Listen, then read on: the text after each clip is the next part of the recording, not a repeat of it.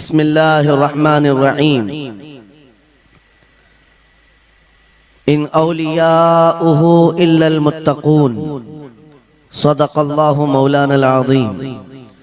बारगाह रिसालत मुआब सल्लल्लाहु तआला अलैहि वसल्लम में एक बार दुरूद पाक का हदिया पेश करें। अल्लाहुम्मा सल्लि अला सय्यिदिना व मौलाना मुहम्मदिन मअदनिल जुदी वल करम व आलिहि व अस्हाबिहिल किराम व इब्निहिल करीम व बारिक व सल्लिम सलातन दाइमतन सरमदन अबदा। बरकत के लिए मैं अर्ज करता हूँ गौसे आजम बमने बेसरो सामा मददे क़िबले दी मददे काबे ईमा मददे। वाह क्या मर्तबा ए गौस है बाला तेरा, ऊंचे ऊंचों के सरों से है कदम आला तेरा। सर भला क्या कोई जाने के है कैसा तेरा, औलिया मलते हैं आंखें वो है तलवा तेरा। क्या दबे जिस पे हिमायत का हो पंजा तेरा, शेर को खतरे में लाता नहीं कुत्ता तेरा। अजीजा ने गिरामी वक़ार, आज की ये मजलिस पाक सुल्तानुल औलिया कंदीले समदानी महबूब रब्बानी सैयदना शेख अब्दुल कादिर जीलानी क़द्दसल्लाहु सिर्रहु शरीफ की बारगाह में खिराज अक़ीदत के लिए मुनाक़िद की गई है। और आज से ठीक एक साल पहले मुंब्रा की सरजमीन पर मैं आपके सामने हाजिर रहा और जलसा भी था गौसे पाक का ही। फिर साल भर के बाद बराबर यही अय्याम थे, जमीन थोड़ी बदली हुई लगती है, लेकिन मिंबर पर मौजूद उलमा भी वही तकरीबन मुझे नजर आते हैं और सामने के चेहरे भी पहचाने नजर आते हैं और जलसा भी वही है। ये बात मैं इसलिए जिक्र कर रहा हूं तवज्जो के साथ। साल भर गुजर गया मुंब्रा में, मैं खिताब करके आपके पास से रुखसत हुआ, उस बीच मेरा आना जाना हो न सका। लेकिन इस एक साल भर की मुद्दत में मुंब्रा वाले में से कोई एक बात भी बता दे, क्या कोई मेरे पिछले बयान से आज बयान करने के बीच का जो साल गुजरा है कोई फसाद हुआ है, या कोई कर्फ्यू लग गई है, या कोई फितना हो गया है, या लोगों में कोई भड़कने वाले मामलात हुए हैं, किसी के पास कोई रिपोर्ट आई है? और अगर नहीं है तो मैं ये बात खास तौर पर डिपार्टमेंट वालों से कह रहा हूं, जिनको हमारा नाम ले लेकर के ही इतना डराया गया है कि जलसा होते ही उनके हाथ पैर अलग अंदाज में लगते हैं, कि उनको ऐसा लगता है कि ये मौलवी आएगा अभी भड़काएगा और मुंब्रा में पूरी आग लग जाएगी। मियां साल भर पहले की रिपोर्ट भी आपके पास है, साल भर पहले भी इसी जगह से खिताब हुआ और आज फिर खिताब करने आए। उनसे मैं कहता हूं कच्चे कान न रखें, अच्छी रिपोर्ट लिया करें, अच्छी रिपोर्ट लिया करें। हम गौसे आजम के दरबार के कुत्ते हैं, हम फितना व फसाद मचाने या आतंक और दहशत फैलाने नहीं आते। हमको जो बोलना होता है वो खुफिया सुरंगों में नहीं, खुले मैदान में बोलते हैं। हमारी कोई खुफिया मीटिंगें नहीं होती, ढकी छुपी प्लानिंग नहीं होती। गौसे पाक के दरबार के कुत्ते हैं, खुले आम बोल रहे हैं, इसलिए कि आला हज़रत अजीमुल बरकत इमाम अहले सुन्नत मुजद्दिद वक्त अपने वक्त के अबकरी आलिम दीन है। लेकिन उनका भी हाल ये था कि वो डंके की चोट पर बोलते थे और लिखते थे, और फिर अपनी निस्बत पर ये फख्र भी करते थे कि मेरी किस्मत की कसम खाएं सगाने बगदाद, बगदाद के कुत्ते मेरी किस्मत की कसम खाएंगे। आला हज़रत फरमाते हैं मेरी किस्मत की कसम खाएं सगाने बगदाद, अरे हिंद में रह के भी देता रहूं पहरा तेरा। हम हिंदुस्तान में हैं, गौसे आजम के दरबार का पहरा दे रहे हैं, लेकिन साहब किसी को तकलीफ है तो मैं उनको एक बात बता दूं, थोड़ी बहुत आवाज हमारी ऊंची होती है, इसलिए कि जिस दरबान के हम कुत्ते हैं उस तरफ अगर कोई उंगली उठाएगा भौंके के नहीं, फाड़ खाने की भी ताकत रखते हैं। मेरे अजीजों, कुत्ते का काम ही है वो दरबान के दरवाजे पर होता है और वो निगरानी के लिए है। हमारी जुबानें नबी करीम सल्लल्लाहु अलैहि वसल्लम की इज्जत के लिए रखी गई है। हमारी जुबानें, हमारी जिंदगियां अल्लाह के वलियों की हिमायत के लिए रखी गई है। और अगर उनकी हिमायत में ना बोले तो फिर क्या धोती कुर्ते वालों के लिए बोलेंगे? बात सिर्फ इतनी है कि स्टेज उधर भी लगते हैं, इधर भी लगते हैं। आप चापलूसी किसी और की करते हैं और हम तारीफ किसी और की करते हैं। आप माल के पीछे भागते हैं और फिर आप मौजूदा हुकूमत जो भी मौजूद है उसके सिक्कों पर और उनके ओहदे पर और उनके मनसब पर देख करके आप बात करते हैं। लेकिन अल्हम्दुलिल्लाह हम फकीरों की आदत ये है, हम बरसों पुराने आबा व अजदाद से गौसे आजम के ही दरबान, उनके ही गुलाम हैं। इसलिए कि हमने ये सुना भी है और पढ़ा भी है, हमारे यहाँ निस्बत पर फख्र किया जाता है। और कैसी निस्बत पर? अरे हमारे वक्त का मुजद्दिद जब इस बात पर फख्र करता है, या गौस तुझसे दर, दर से सग और सग से है मुझको निस्बत। ये भी नहीं कहा डायरेक्ट गौसे पाक आपसे डायरेक्ट मुझे निस्बत है, ये नहीं कहा, बल्कि या गौस आपसे आपके दरबार को निस्बत है, आपके दरवाजे से आपके कुत्ते को निस्बत है और आपके कुत्ते से मुझ अहमद रजा को निस्बत है। तुझसे दर, दर से सग और सग से है मुझको निस्बत। मेरी गर्दन में भी है दूर का डोरा तेरा, और इस निशानी के जो सग हैं नहीं मारे जाते। क्या बेहतरीन फार्मूला दिया है डरने वालों के लिए ही आला हजरत ने कहा है। जो खौफ खाया करते हैं, खौफ न रख रजा जरा, तू तो है अब्दे मुस्तफा। आला हजरत फरमाते इस निशानी के जो सग हैं नहीं मारे जाते। सग फारसी लफ्ज है और कुत्ते को कहते हैं। कौन सी निशानी वाले सग नहीं मारे जाते? जिस कुत्ते के गले में पट्टा होता है उसको नहीं पकड़ा जाता। म्युनिसिपैलिटी की गाड़ी भी आती है कुत्तों वाली, वो इंजेक्शन मार के जाते हैं या कुत्तों को पकड़ के ले जाते हैं। बहुत कुत्ते अगर आवारा हो गए, कंप्लेंट करो, कुत्तों को उठा ले जाएंगे। लेकिन उन उठा ले जाने वाले कुत्तों में अगर एक भी बेल्ट वाला आया तो छोड़ देंगे। क्यों? ये पट्टा बताता है इसका कोई मालिक है, ये आवारा नहीं है, किसी का पाला हुआ है।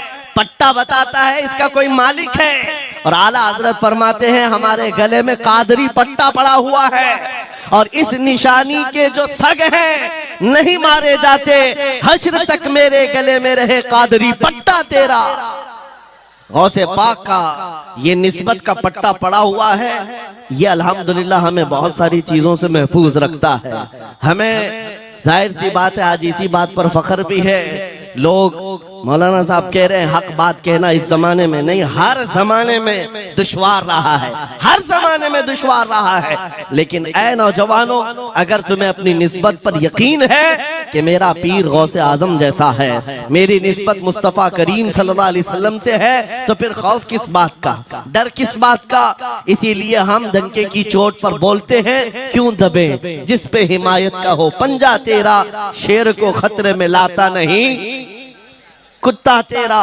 अजीजा ने गिरामी वक़ार, आज सुल्तानुल औलिया गौसुल आजम की बारगाह में हम खिराज अकीदत पेश करने आए। जो बातें मैं अर्ज कर रहा हूँ वो गौर से सुने। करामात ये औलिया इकराम की जिंदगी का हिस्सा है, अल्लाह की तरफ से उन्हें दिया गया। करामत क्या है? ऐसा मुहय्यिरुल अक़ूल काम, अक्ल को हैरत में डाल देने वाला काम जो आम इंसान नहीं कर सकता, आम इंसान की अकल में ना आए। अल्लाह के वली से सादिर होने वाला ऐसा कोई काम, उसको करामत कहते हैं। लेकिन करामत औलिया इकराम की विलायत को साबित करने के लिए जरूरी नहीं। औलिया इकराम की विलायत को साबित करने के लिए करामत नहीं दिखाई जाती, शरीयत पर इस्तिकामत ये विलायत की अलामत है। अगर वो मजबूती के साथ हर जमाने में अपने दीन पर जमा हुआ है, वो अल्लाह का वली है, वो अल्लाह का वली है। आज भी हमारी कौम औलिया को ढूंढने पर लगी हुई है। सुनो, अल्लाह का वली ढूंढना चाहते हो तो ढूंढने के लिए निकलते हैं और पीछे पड़ जाते हैं, देखते हैं ये ठोकर मार करके सोने का सिक्का निकाल सकता है कि नहीं निकाल सकता है। औलिया को इन्हीं बातों पर आज भी लोग परखते हैं। सोचते हैं कि अभी बाबा आसमान पर उड़ेंगे तो मैं समझ लूंगा अल्लाह के वली हैं, पानी पे चल के दिखाएंगे तो मैं समझ लूंगा अल्लाह के वली हैं। मैं यहीं बैठा हूँ, अचानक मेरे पास पैसों का थैला खोल के दे दें, अल्लाह के वली होंगे। यानी तुम एक जगह बैठे रहो, हलवा खिलाने वाले बाबा जिसको तुम समझोगे अल्लाह का वली है। मेरे अजीजों, ये जो चीजें तुम समझ बैठे हो अल्लाह के वली के लिए, ये जरूरी नहीं, बल्कि ये देखो कि वो नबी पाक की शरीयत पर कितना कायम है, मेरे नबी के रास्ते पर कितनी मजबूती से जमा हुआ है। मैं आपको पूछता हूँ, सैयदुश शुहदा इमाम अली मकाम इमाम हुसैन आजम से बढ़कर अल्लाह का वली कौन? अल्लाह का वली कौन है? सारे औलिया कराम की निस्बत वहां जाकर खत्म होती है। उस हुसैन आजम को देखे करबला के मैदान में, अपने बच्चों की कुर्बानी के सामने भी जमे रहे, डटे रहे, करामत का इजहार नहीं किया, शरीयत पर इस्तिकामत लोगों को दिखाया। दुनिया में जैसी भी आफतें आ जाएं, मुसीबतें आ जाएं, अगर दीने मुस्तफा पर जमा हुआ है, इस्तिकामत के साथ खड़ा हुआ है, वो उसकी सबसे बड़ी विलायत है, वो सबसे बड़ा वली है। अल्लाह का वली वो है जो शरीयत पर जमा हुआ है, डटा हुआ है, कायम है। और करामात औलिया इकराम की जिंदगी का एक छोटा हिस्सा है, छोटा हिस्सा है, और इस्तिकामत ये बहुत बड़ा हिस्सा है। जमे रह जाना किसी बात पर, खौफ ना खाना बातिल ताकतों से, न डरना इन जालिमों से, ये औलिया इकराम की जिंदगी का खास वतीरा है। आज हम सबको जिस चीज की जरूरत है वो करामत की नहीं, इस्तिकामत। करामतें सुनते भी आया, अब करामत से आप ये समझते हैं कि काया पलट जानी चाहिए। लोग आज मजाक भी करते हैं, कुछ वो मॉडर्न ख्याल के डॉक्टरों और प्रोफेसरों के लेक्चर सुन करके पागल जो हो चुके सोशल मीडिया पर, वो भौंकते हैं करामात औलिया पर। क्या अब करामात क्यों नहीं दिखाते अल्लाह के औलिया? ये जो हालात बदले हुए हैं, इन हालात में इनकी करामतों से जमीन क्यों नहीं पलट जाती? जालिमों के मुंह में कीड़े क्यों नहीं पड़ जाते? मेरे अजीजों, पूरी दुनिया करामात से नहीं चलाई जाती, वल्लाह मुसब्बिबुल अस्बाब, अस्बाब पर रखा है। एक मशहूर जमाना बुजुर्ग हजरत मोहम्मद जाम रहमतुल्लाह अलैह बगदाद हलाकू के जमाने के थे। हलाकू बादशाह जिसने बस्तियों की बस्तियां वीरान कर डाली और इतने कत्ल कर दिया था, जहां से गुजरता था इंसानों की खोपड़ियां। उसका जब बगदाद पर हमला करने का इरादा हुआ तो बगदाद से कई मील दूर उसका लश्कर लेकर वो पड़ाव किया और अपने 2 सिपाहियों को बगदाद का मुआयना करने के लिए भेजा। और उसकी दहशत तारी थी सब शहरों में, हलाकू अगर आ गया तो हिलाक हो जाएंगे, इसके फौजी सबको बर्बाद कर डालेंगे। हलाकू का नाम सुनते ही लोगों में दहशत तारी होती थी। तो 2 सिपाही 2 फौजी हलाकू के बगदाद मुआयना करने के लिए आए तो लोगों में खलबली मच गई, अब जाएं तो कहां जाएं? तो हजरत मोहम्मद जाम रहमतुल्लाह अलैह एक बुजुर्ग थे, उनके पास लोग दौड़ते हुए आए और वो वजू फरमा रहे थे, उनके हाथ में पानी का कटोरा था और आकर के लोग रोने लगे, हुजूर हलाकू आ गया, बगदाद तबाह कर डालेगा, बगदाद को बर्बाद कर देगा, आप बचा ले, अल्लाह के वली हैं, आप दुआ करें। उन्होंने अपनी कटोरी पलट दी और कहा जाओ, अल्लाह हिफाजत करेगा। रिवायत में मिलता है कि वो 2 सिपाही ढूंढते ढूंढते रह गए, उनको बगदाद नजर ही नहीं आया। कोई बगदाद का न घर दिखा, न महल, न रास्ता, कुछ नहीं। वापस वो अपने बादशाह के पास जाकर कहते हैं हम तो बहुत ढूंढ करके आए, बगदाद मिला ही नहीं। हलाकू ने उन दोनों सिपाहियों को कत्ल कर दिया। कहा कि तुम झूठ बोलते हो, मुझे बगदाद की रोशनी यहाँ से दिखती है और तुम्हें कैसे नजर नहीं आया? या तो तुम निकम्मे हो या तो फिर मेरे साथ धोखा कर रहे हो, कत्ल कर दिया।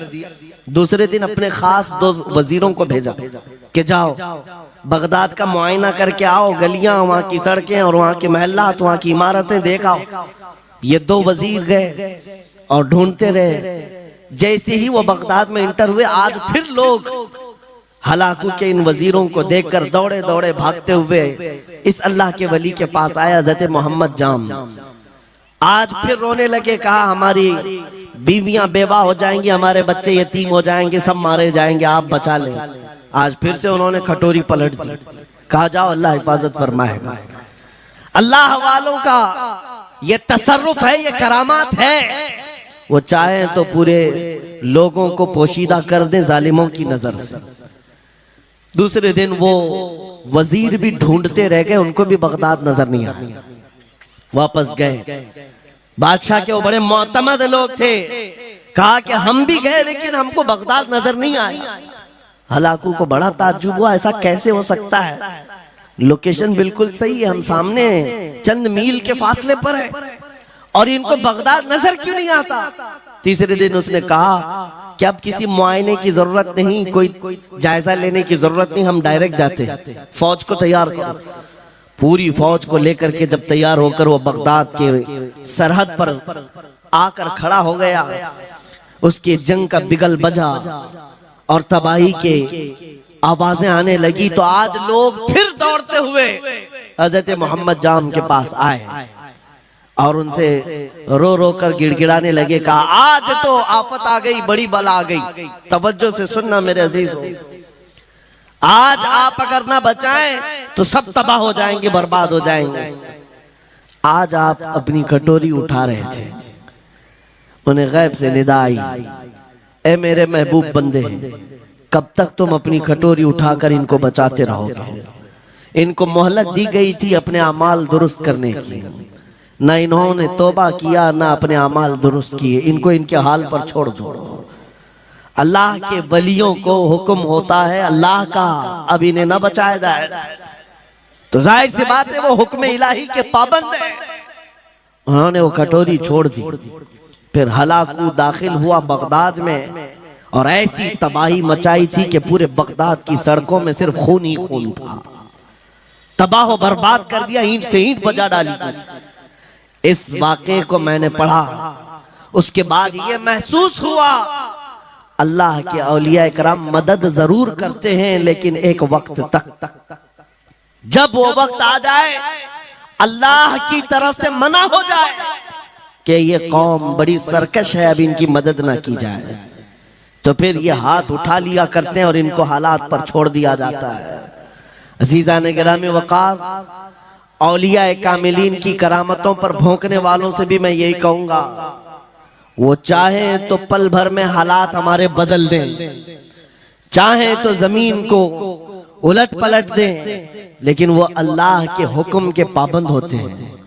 और लोगों के लिए ये बात है, नसीहत है कि जब ऐसे हालात आ जाएं, आप इधर उधर भागने की बजाय पहले अपने दिल की तरफ देखें, कहीं मेरे गुनाहों से दिल के धब्बे बढ़ तो नहीं गए, मेरा दिल सियाह तो नहीं हो गया। सच बताओ मेरे अजीजों, इतने सख्त हालात के बाद कितने लोगों को ऐसी तौफीक हुई कि रात का अंधेरा छा गया हो और तौबा करने का जज्बा बढ़ गया हो, रात के वक्त बैठ करके रोने लग गया हो। फिलिस्तीन के गज्जा के उन मुसलमानों की हालत सार को देखकर रूह अगर तड़पती है और तुम अपने अमाल की सेहत और दुरुस्तगी के लिए तौबा कर ले जाते हो, ये बहुत बड़ी नेमत है अल्लाह की। फिर तुम्हें किसी करामत के ज़ुहूर की जरूरत नहीं, तुम्हारा बदलना ही दुनिया के हालात को बदल देगा, सब बदल जाएगा।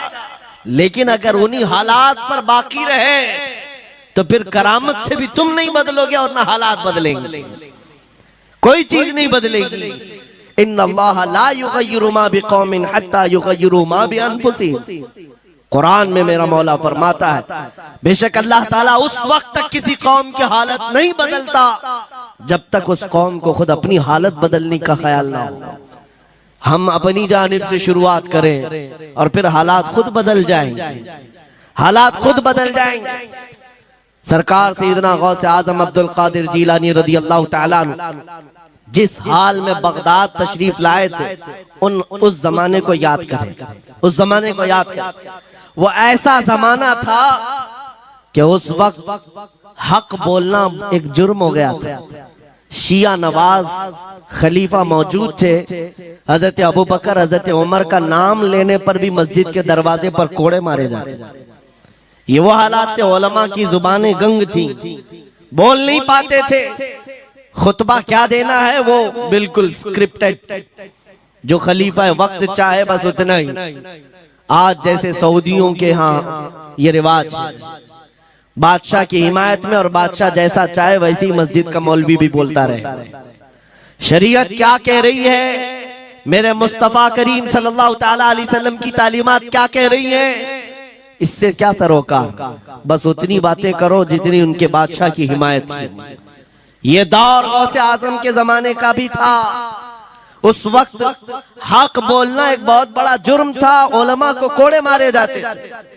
आपको पता है उसी बगदाद में सिर्फ एक हक बात का ऐलान करने की वजह से इमाम अहमद बिन हंबल को 300 कोड़े मारे गए थे। उनकी पीठ झुक गई थी, उनकी रीढ़ की हड्डी टेढ़ी हो गई थी। कोड़ा किसको कहते हैं, कोई रस्सी को नहीं, चमड़े का वो बेल्ट जिससे वो मारते थे तो जिस्म की चमड़ी लग करके आ जाती थी। 100 कोड़े में तो आदमी मर जाता था, कोई बच गया। 300 कोड़े खाए उस इमाम की बात कर रहा हूं जिसको मेरे नबी की 5 लाख हदीसें याद थी। वो इमाम अहमद बिन हंबल इतने बड़े इमामुल हदीस कोड़े खाते थे तो किस बात पर, सिर्फ हक बात का ऐलान बरसरे पैकार करते थे, सबके सामने करते थे। उन्होंने कोई बादशाह की रूह रियायत नहीं की। उन्होंने ये नहीं देखा कि ये क्या चाहते हैं, बल्कि हमेशा ये देखा कि मेरे नबी की शरीयत क्या चाहती है। मेरे अजीजों, यही बड़ी करामत है। गौसे आजम की बड़ी करामतों में से करामत ये है, उस जमाने में आप बगदाद तशरीफ लाए जब हालात ऐसे थे कि हक बोलना दुश्वार था, और आप जब मस्जिद के मिंबर पर खड़े होकर ऐलान करने लग गए, हैबत ऐसी तारी थी कि कोई आपको रोक ना सका, और आपके ये हक्कानियत की तबलीग फैलती गई। शुरू में 10 लोग, फिर 20 लोग, फिर 100-200, फिर 1000-2000। गौसे आजम ने चंद महीनों में जो खुतबात दिए, आपके खुतबात का आलम यह था कि फिर 70,000 का मजमा बराबर सुनने के लिए आया करता। और गौसे आजम का ये खुतबा एक नहीं, हजारों खुतबात हैं। जब जब आप खुतबा देते थे, एक बात याद रखें, जुबान अगर पाक हो और अल्लाह की नबी पाक की शरीयत ताहिरा बोलती हो, उस जुबान में भला का असर होता है, अल्लाह करीम की तरफ से असर डाला जाता है। हक बात अगर बुलंद आवाज से कहो, ये मत देखो कि मैं कौन हूँ, ये देखो कि कलाम किसका है। अल्लाह करीम लोगों के दिलों पर बात डालता है। गौसे आजम की जुबान से निकले हुए कलमात ऐसे हुआ करते, मजमा खत्म होने से पहले पता नहीं कितनों की तो लाशें उठाई जाती थी, कितने तो वहां बेहोश हो जाते। किस बात पर? इतना असर करता दिल पर कि लोग कपड़े फाड़ लेते थे। खुतबे के अंदर, बयान के अंदर ऐसा असर होता कि लोग बैठे बैठे मदहोश हो जाते, कोई जोश हाल में कपड़े फाड़ डालते। रिवायात में बताया गया कोई एक मजमा भी ऐसा नहीं जिसमें हुजूर गौसे पाक की तकरीर के बाद जनाजा ना उठाया गया। हर खिताबत के बाद, और बोलते क्या थे, हैरत की बात है मेरे अजीजों। आज बाज लोग ये कहते हैं, हम भी बहुत सारी चीजें बयान कर रहे हैं, मैं अपने लिए भी नसीहत और सारे उलमा के लिए भी कहता हूँ। लोगों के पल्ले नहीं पड़ती, लोगों के कानों में नहीं जाती। ये जुमा में आते हैं, सोते रहते हैं, जब इमाम खड़ा होता है नमाज के लिए तो ये झटका लेकर के खड़े होते हैं, बयान यूं ही चला जाता है। मेरे अजीजों, 2 चीजों की पाबंदी जरूरी है। मैंने पढ़ा था इमाम अहमद बिन हंबल ने हजरत सुफियान सौरी रदी अल्लाह ताला, हजरत सुफियान सौरी नसीहत कर रहे थे, और जब वो नसीहत करते तो लोग रो पड़ते थे, आखिरत को याद करते, कब्र की होलनाकियों का तज़किरा करते तो लोग रोने लगते थे। एक बंदा था, वो मजलिस में आया करता और खामोश बैठता, और उस पर कुछ भी असर नहीं। एक दिन उसने पकड़ करके पूछा हजरत सुफियान से, आप जब बयान करते तो लोग धाड़े मार मार कर रोते हैं, मुझे तो कुछ नहीं होता, मैं तो ऐसे ही बैठा रहता हूँ। आपने क्या फरमाया? आपने ये नहीं फरमाया कि तू बदतमीज है, तू बदमाश है, तू बदअमल है। फरमाया 2 में से एक खराबी हो सकती है, या मेरा दिल खराब होगा या तेरा दिल खराब होगा, इसलिए कि मैं बात रसूलुल्लाह की कर रहा हूं।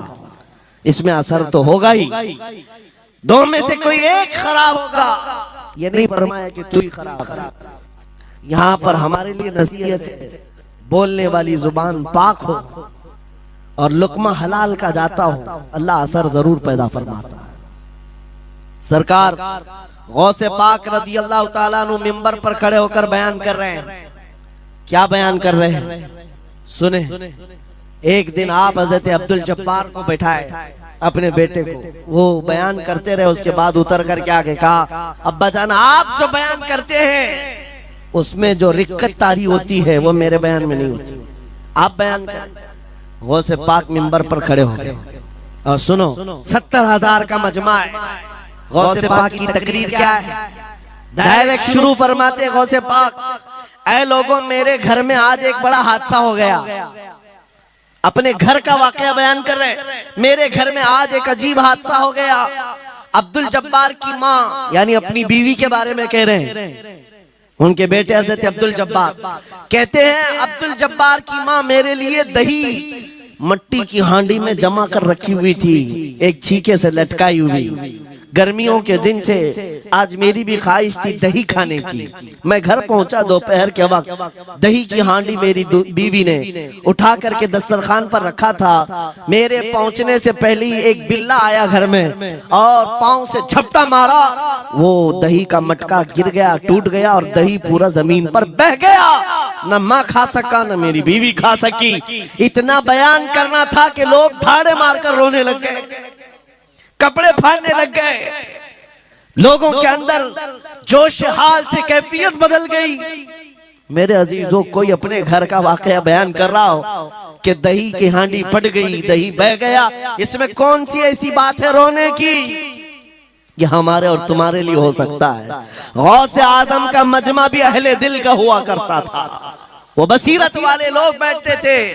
गौसे पाक क्या बयान कर रहे थे? गौसे पाक के बयान का मतलब ये नहीं है कि अब्दुल उनकी बीवी दही की हांडी जमाई थी और उनके लिए खाने का इंतजार कर रही थी। गौसे आजम अपने वाकये से दुनिया की हालत बता रहे थे, ऐ लोगों, जिस तरह मेरे घर में आज मेरे खाने से पहले दही का मटका टूट गया और दही बह गया, सबकी हालतें तकरीबन ऐसी होती हैं। इंसान अपने लिए इतना कमाता है, माल जमा करता रहता है, और जब उसके खाने का वक्त आता है मलकुल मौत पंजा मारकर रूह निकाल लेता है और सारा माल उसका धरा का धरा रह जाता है, ना वो चख पाता है ना खा पाता है। गौसे पाक रज़ी अल्लाह ताला अन्हु ये दुनिया की हालात बता रहे थे। और मेरे अजीजों, आज भी वही हालात हैं हमारे, आज भी वही हालात हैं।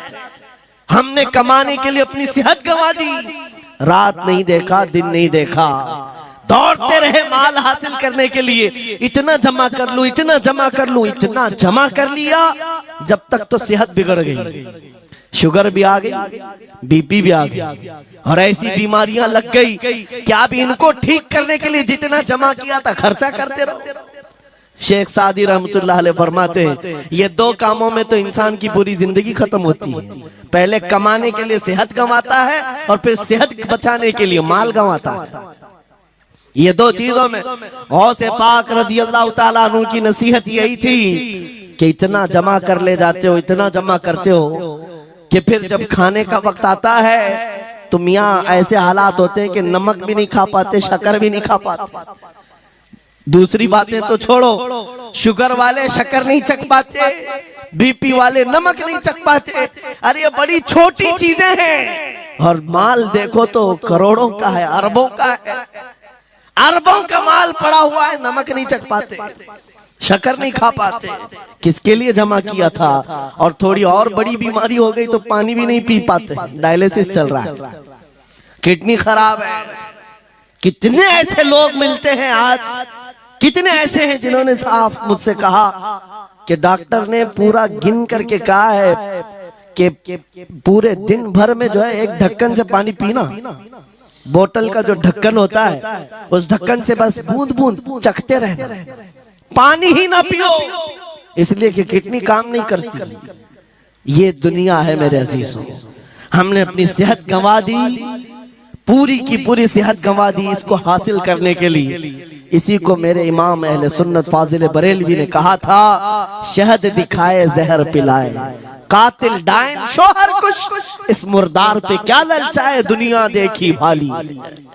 लेकिन समझ में किसी को नहीं आता, उस वक्त समझ में आने लगता है जब जाने का वक्त होता है।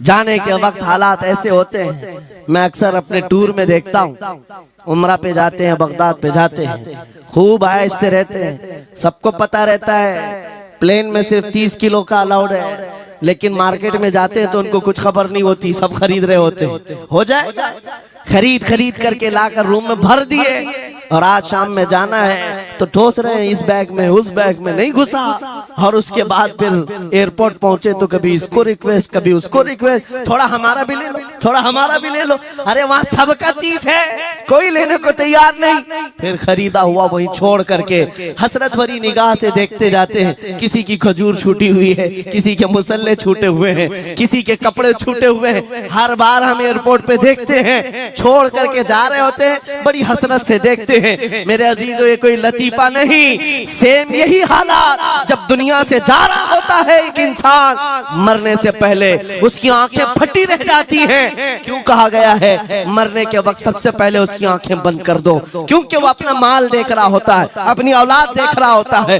अपना घर बार देख रहा होता है। मैंने इसको बनाया था, इस तरह से कमाया था, इस तरह से इसको पाला था, ये सब देखता रह जाता है। उनमें से किसी चीज को उठा भी नहीं पाता, ले नहीं जा सकता, यहाँ तक कि ऐसी हालत होती है खुद जा भी नहीं पाता, दूसरों के कंधों पर सवार होकर जाना पड़ता है। ये दुनिया की हकीकत। गौसे पाक की तालीमात अगर पढ़ते रह जाओ मेरे अजीजों, तसव्वुफ का एक ऐसा किला है, गौसे पाक की तालीमात काफी है तुम्हें तौबा करने के लिए, दुनिया में दिल लगाने के लिए और उससे दिल हटाने के लिए। गौसे पाक की तालीमात काफी है। आपने फरमाया था दुनिया में ऐसे रहो जैसे कश्ती समंदर में चलती, कश्ती समंदर में चलती है, यानी पूरे भरे हुए मौजों के पानी पर कश्ती चल रही है, लेकिन उसका कुछ बिगड़ता नहीं है। हाँ, अगर पानी कश्ती के अंदर आ गया तो फिर कश्ती के लिए खतरा है, डूब जाएगी।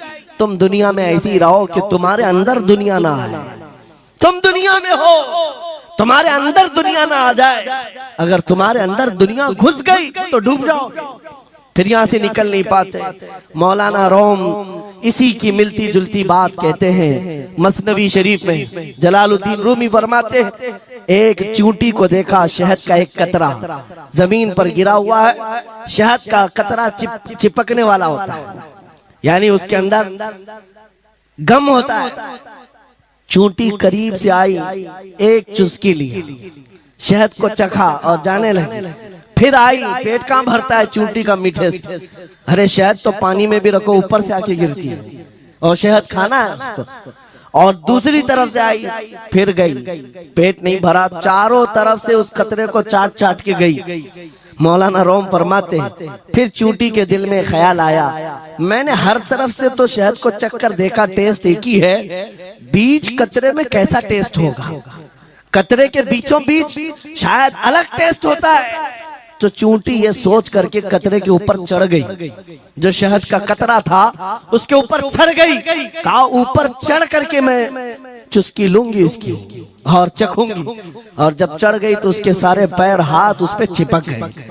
चूप्स तो लिया, शहद खा तो लिया, लेकिन वापस आने का कोई रास्ता ही नहीं था। सारे हाथ पैर उस शहद के गम में चिपक गए। चूंटी की उसी कतरे में मौत हो गई। मौलाना जलालुद्दीन रूमी फरमाते हैं, इंसान यही करता है, माल कभी इधर से कमाता है, कभी उधर से कमाता है, हर जगह से देखता है, सारे टेस्ट ले लेता है, बाद में बड़े बड़े लोगों को देखता है, अरे नेताजी तो बड़े बंगले में, वहां कैसा ऐश होता होगा, कोई उस रिजॉर्ट में है, वहां कैसी मस्तियां होती होंगी, वहां भी जाकर देख लूं। ये वहां भी यहाँ भी करते करते घुस जाता है और दुनिया में ऐसा मसरूफ होता है, उसकी मौत आ जाती है, तौबा की मोहलत नहीं मिल पाती, उसी दुनिया में फंस जाता है।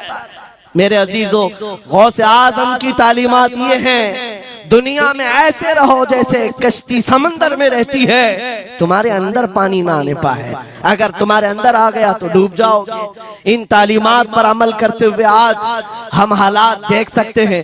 जितनी चीजों ने हमें बिगाड़ा है आज, वो दुनिया की मोहब्बत है, वो दुनिया की मोहब्बत है। मेरे आका सल्लल्लाहु अलैहि वसल्लम का एक फरमान मैं सुनाता हूँ, अबू दाऊद शरीफ की हदीस है। वो आज के जमाने में अगर मैं आपके सामने बयान करूं तो ऐसा लगे हमारे लिए ही बयान हुआ है। रसूल करीम सल्लल्लाहु अलैहि वसल्लम फरमाते हैं, यूशकु अन तदाअ अलैकुमुल उमम कमा तदाअल अकिलतु इला कुसअतिहा। करीब एक जमाना तुम पर आएगा, तुम देखोगे कि सारी जमातें मेरी उम्मत पर टूट पड़ेंगी। ऐसे टूट पड़ेंगी जैसे भूखा बर्तन पे झपटता है, भूखा आदमी जैसे बर्तन पे झपटता है, ऐसे मेरी उम्मत पर सारी कौमें झपट पड़ेंगी। आज वही तो हालात है, आज वही हालात है। सबका टारगेट हम ही है, सबका निशाना हम है। सहाबा ने पूछा उस वक्त, यौमइदिन मिन नहनु मिन क़िल्लतिन या रसूल अल्लाह, ऐ अल्लाह के रसूल उस जमाने में हमारी तादाद कम होगी, ऐसा क्यों होगा कि सारे लोग हम पर झपट पड़ेंगे?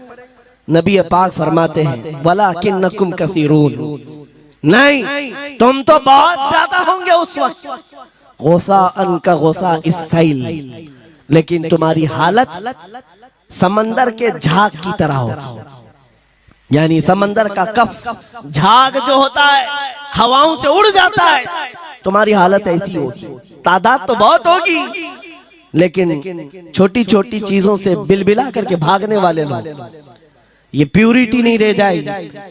फिर सहाबा ने पूछा, या रसूल अल्लाह सल्लल्लाहु अलैहि वसल्लम, ये ऐसी चीज हमारे अंदर क्यों आएगी?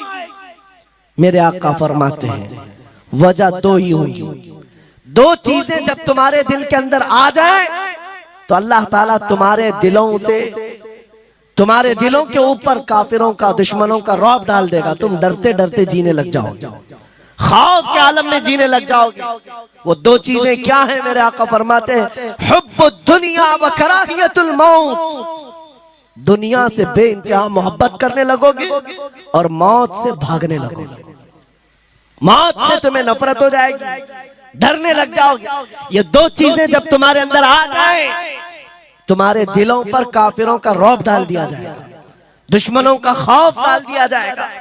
क्या ये दो चीजें आज हमारे अंदर आ गई? है नौजवान, दुनिया में ऐसे मस्त हो गए, हर एक को अपनी मसलहत है। मेरी दुकान कैसे चलेगी, मेरा बिजनेस कैसे चलेगा। मौलाना तो तकरीर करते हैं, ये बोलते हैं इनको कुछ हो गया, हमारे बच्चों का क्या होगा। ये सारी मसलहतों की बातें मैं सुन सुन करके पक गया हूं। बहुत सारे लोगों को तो ये लगता है इनके साथ मत बैठो, वरना कल को पकड़ के ले जाएंगे तो तुम्हारा भी नाम आ जाएगा। बहुत सारे स्टेज पर उलमा के हालात पर अभी तो चल रहा है, जिस दिन कोई टारगेट पर आए इधर उधर बैठने से भी डरने लगे। इनके ऊपर इतने केस हैं, बाजू बैठने वालों की भी हालत खराब हो जाएगी, हमारा भी नाम ना आ जाए। मेरे अजीजों, ये सब गीदड़ भपकियां हैं, तुम्हारे ईमान का इम्तिहान। मैं तो यही कहता हूं, हमारे साथ कोई मामला नहीं।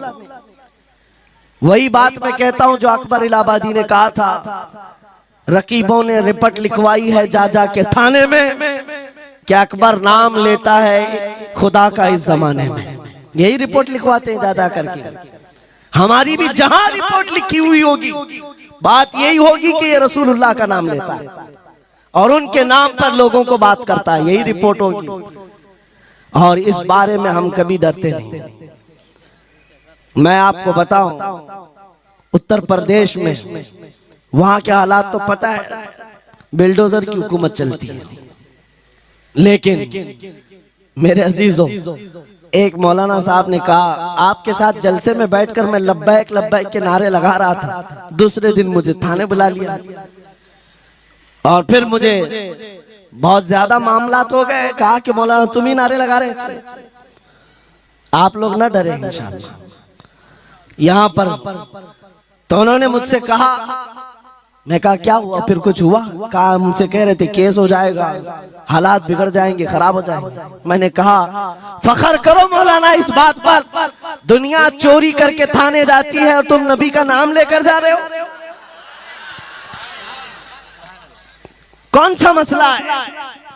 बात सिर्फ इतनी है मेरे अजीजों, हम बोलते रहेंगे उस वक्त तक जब तक अल्लाह तबारक व तआला ने जुबान रखी है। नबी पाक की अज़मत और नबी पाक की शरीयत और औलिया उम्मत की मिदहत बयान करना जुर्म है। यह जुर्म हम 1000 बार करें, अगर ये जुर्म है 1000 बार करें, बल्कि हम दार पर भी, फांसी के फंदे पर भी ये जुर्म करेंगे, क्योंकि हमारे असलाफ ने हमें ये बताया है जो जान मांगो तो जान दे दे, जो माल मांगो तो माल दे दे, मगर ये हमसे कभी ना होगा नबी का जाहो जलाल दे दे।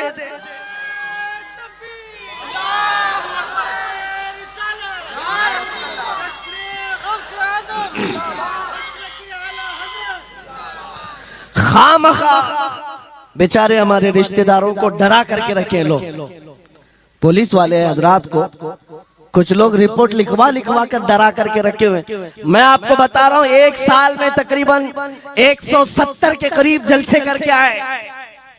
किसी एक जगह की भी रिपोर्ट निकाल करके बताओ कि हमने कहीं फसाद करवाया, हमने कहीं पर लोगों में माहौल बिगाड़ा हो, या पब्लिक भड़क करके एक दूसरे के जंग करने पर आई हो, कहीं नहीं।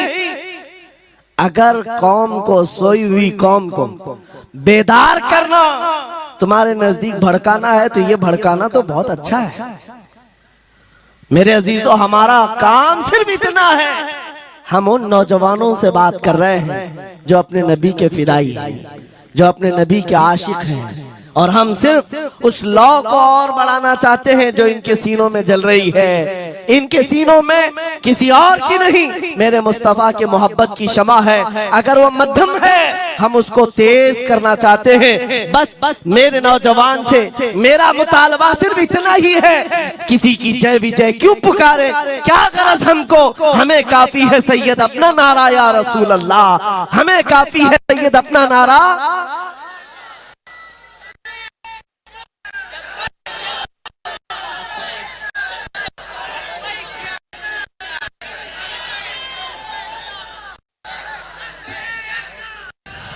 लब्बैक लब्बैक लब्बैक या रसूल अल्लाह, लब्बैक लब्बैक लब्बैक या रसूल अल्लाह, लब्बैक लब्बैक लब्बैक या रसूल अल्लाह, लब्बैक। तवज्जो, मुझे बताओ, मैं तो दूसरे वाकयात बयान कर रहा हूँ, यहाँ आपके करंट सिचुएशन, यहाँ लोग बैठे हुए भी हैं, रिपोर्टर भी होंगे और हजरात को देख रहे हो। मुझे मैंने अभी बयान में कौन सा भड़काया, ये जो कह रहे हैं अपने नबी को पुकार रहे हैं। मेरे अजीजों, तुम्हारे इन नारों से असल बात ये है, दुनिया को ये लगने लगा है ये जिसके गुलाम है उसके पूरे होने लग गए, तो फिर अच्छे अच्छों की कुर्सियां हिलने लग सकती हैं। इसलिए कि इस कौम की तारीख सबको पता है, ये वो कौम है टल न सकते थे जंग में, अगर अड़ जाते थे पांव शेरों के भी मैदान से उखड़ जाते थे, हक से सरकश हुआ कोई तो बिगड़ जाते थे, अरे तेग क्या चीज हम तोप से भी लड़ जाते थे। यह हमारी तारीख है, दुनिया को पता है, दस्तो दस्त है, दरिया भी न छोड़े हमने, बहरे जुल्मात में दौड़ा दिए घोड़े हमने। इकबाल ने कहा है थमता न था किसी से सैले रवा हमारा, कुछ बात तो है कि मिटती नहीं हस्ती हमारी, सदियों रहा है दुश्मन दौरे जमा हमारा, बातिल से डरने वाले आसमां नहीं है हम, 100 बार कर चुका है तू इम्तिहान हमारा। इसी बात को लेकर के बोर के बिगाड़ करके पैदा किया जाता है। हालात खराब हो जाएंगे आपके बयान का, हालात खराब नहीं होंगे। ईमान अगर मजबूत हो जाता है तो हालात खराब कभी नहीं होते, हालात खराब नहीं होते। आज ऐ सुन्नी मुसलमानों, गौसे पाक रज़ी अल्लाह ताला अन्हु की निस्बत अगर कामिल है, ये बात सुन लो, वक्त खत्म होने को आ गया, मैं अपने वक्त पर समेट लूंगा। आप मिंबर पर खुतबा दे रहे हैं, उलमा भी तवज्जो करेंगे क्योंकि ये भी मिंबर पर खुतबा देने के लिए खड़े होते हैं और जुमा में मस्जिद पर माइक लेकर के बयान करते हैं आधा घंटा पौना घंटा। अब तो हालात ऐसी आएंगे इनके साथ। अब तक तो ट्रस्टियों की चिट्ठियां आती थी, सदर सेक्रेटरी बोलता था मौलाना ये नहीं बोलना वो नहीं बोलना। अभी इसके बाद और आगे से भी आएंगे और चिट्ठियां आएंगी कि मौलाना अभी आपको क्या बोलना है इस जुम्मा में। ये डरे भटके हुए लोग जो उलमा की गर्दनों पर राज करते हैं, उनसे भी मैं कहता हूँ खोल दो, आजाद कर दो उन जुबानों को जो मेरे मुस्तफा की हैं, जो नबी पाक सल्लल्लाहु अलैहि वसल्लम की हैं। इनकी जुबानों पर ताले न लगाओ। या उलमा तुम्हारे दीन के मुहाफिज हैं, तुम्हारी नस्लों की शरीयत के मुहाफिज हैं। आज इनकी जुबानों को बंद करोगे, कल तुम्हारे बच्चे नबी का नाम लेने से घबराने लग जाएंगे, डरने लग जाएंगे। उलमा के गलों में और इनकी गर्दनों में रस्सियां न डालो। ये तो उन जालिम ट्रस्टियों से कहता हूँ, बाकी उलमा से कहता हूँ अगर हालात ऐसे आ गए ठोकर मार दो इनकी नौकरियों को। एक दरवाजा अगर ये बंद करते हैं, मेरा मौला 70 दरवाजे और खोलेगा।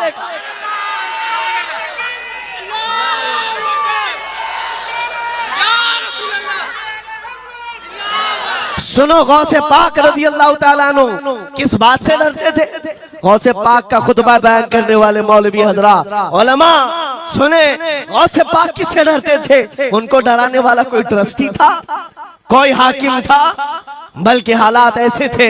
एक बार खिताब कर रहे हैं मजमे में, बहुत बड़ा मजमा है, खिताब के बीच दरमियान अभी वाज हो रहा है। एक काला सांप गिर गया आपके कंधे पर, सांप गिर गया और गिरा ही नहीं, गिर करके फिर वो आपके गले के अंदर से दाखिल हो गया, आस्तीन में आया, आस्तीन में आया और फिर इधर आया। वो लौट लौट करता रहा। लोग जो मजमे में बैठे थे उन पर हैबत तारी थी, वहशत तारी थी। कोई जगह छोड़कर इधर उधर हो रहा है, लेकिन गौसे पाक का कदम डगमगाया नहीं, ना जिस्म के अंदर कोई हरकत हुई।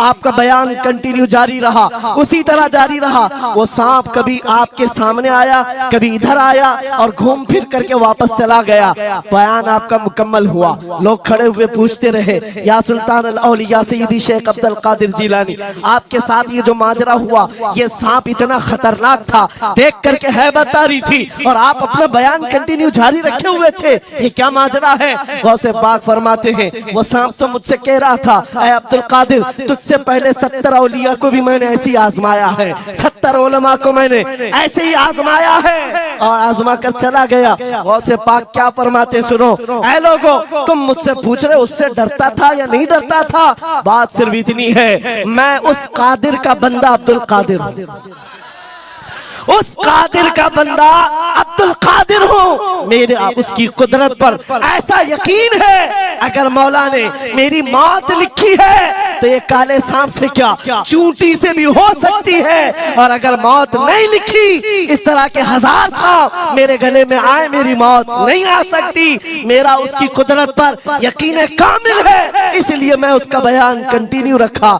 जारी रखा। आज मैं यही कहता हूँ, ऐ सुन्नी मुसलमानों और इन उलमा से भी, अगर हमारी मौत लिखी है छोटे से हादसे से भी हो सकती है, और अगर नहीं है तो वक्त का प्राइम मिनिस्टर भी तुम्हारी गर्दन पर पैर रखे, मौत नहीं आ सकती, क्योंकि कादिर मुतलक मेरा रब्बुल आलमीन है। वक्त का बादशाह भी तुम्हारी गर्दन पर तलवार रखे, नहीं आ सकती। आपको पता है चंगेज की तारीख, चंगेज एक जालिम बादशाह गुजरा है, बहुत बड़ा जालिम, जिसके सर पर 50 लाख लोगों के कत्ल का इल्जाम है। 50 लाख इंसानों का कत्ल मामूली है। उस जमाने का चंगेज, और वो मुल्क के मुल्क फतह करते हुए निकला था। एक जमाना ऐसा था मेरे अजीज, घोड़े पर बैठा हुआ चंगेज कुछ लोगों को, मुसलमानों को गिरफ्तार करके मैदान में खड़ा किया है और जल्लाद को बुलाया कि एक साथ सबकी गर्दनें उड़ाने लग जाओ। वो कितने लोग थे? 3 सफों में खड़ा किए हुए थे लोगों को जिनका कत्ल होना था। लाइन से खड़े हुए हैं, सब अपनी अपनी बारी का इंतजार कर रहे हैं। जल्लाद तलवार लेकर आया और जब पहली सफ वालों को कत्ल करने लगा, वो गर्दनें उड़ा रहा था। एक बूढ़े मियाँ पहली सफ में खड़े थे, वो जल्दी से दूसरी सफ में चले, पीछे वाली सफ में गए बादशाह चंगेज घोड़े पर बैठा हुआ खिलौने से खेल रहा है और ये मंजर भी देख रहा है और हंस रहा है। बूढ़ा यहाँ से उधर चला गया। पहली सब का काम तमाम, पूरे कत्ल हो गए। दूसरी सब में जब कत्ल का ऑर्डर आया तो जल्लाद फिर गर्दनें उड़ाने लगा। दूसरी सब, दूसरी लाइन को कत्ल करने लगा जल्लाद। ये बूढ़े बाबा जो है तीसरी सब में चले। पीछे और एक सब थी, यहां से बचकर तीसरे में चले गए। दूसरी सब भी उड़ गई। उसके बाद बादशाह चंगेज कहा मार करके कहने लगा, बाबा जी अब तो इसके पीछे कोई सफ नहीं, ये तीसरी थी, अब कहां जाओगे? बूढ़े मियां ने सर झुकाकर कहा, अब भी मेरा अल्लाह है। ये यकीन होता है जहां तक बचना है बच लेंगे, और जब नहीं है, बाबा जी ने कहा अब भी अल्लाह है, हो सकता है। उस चंगेज ने कहा कि उड़ाओ अब इनकी गर्दनें। अभी जल्लाद तीसरी सफ को उड़ाने ही जा रहा था, अचानक चंगेज के हाथ से वो खिलौना नीचे गिरा जो खेल रहा था बैठ करके घोड़े पर। जैसे ही वो खिलौना उठाने के लिए नीचे की तरफ आया, उसका पैर जीन से निकल गया और घोड़ा अचानक बिदक गया, सरकश हो गया और घोड़ा सर पर दौड़ने लगा। और ये एक पैर इसका जीन में फंसा हुआ है और सर नीचे जमीन पर है। अब घोड़ा दौड़ता गया, पता नहीं कितने पत्थरों से इस बादशाह का सर टकराता रहा। घोड़ा किसी के काबू में नहीं आ रहा। सारे सिपाही, सारे फौजी इस घोड़े को पकड़ने के लिए पीछे भाग रहे, लेकिन घोड़ा दौड़ता गया, इतना दौड़ा कि उस चंगेज का सर फट करके भेजा बाहर, मर गया। बहुत दूर जा करके घोड़ा एक जगह रुका। बादशाह की मौत का ऐलान इतना बड़ा था, सारे सिपाही, सारे फौज बादशाह को लेने के लिए हाजिर आए। मियां पूरी सल्तनत तहबतह हो गई, हुकूमत बदल गई, सब खत्म हो गया। और जो कैदी थे वो आजाद होकर जाने लगे। वो बूढ़े मियां कहते हैं बाकी लोगों से, क्या मैं नहीं कहता था अल्लाह अब भी हमारे साथ है? मेरे अजीजों, एक बात याद रखो, हमारे लिए दुनिया द एंड नहीं कर सकती जब तक मेरा मौला ना चाहे, अल्लाह ना चाहे। आज लोगों को ये लगता है, मुझे वैसी भी बात बताया गया कि यहाँ पर मुंबरा की आपकी घनी आबादी, फिलिस्तीन के मामला पर कुछ बोलेंगे यहाँ पर भड़क जाएंगे लोग। मेरे अजीजों, इतने भड़कने की जरूरत नहीं। तुम यहाँ भड़कोगे तो फिलिस्तीन पहुंच भी नहीं पाओगे। बात यह है, हम बोलेंगे जरूर जुल्म के खिलाफ और हक के लिए, चाहे जैसी भी हालात हो।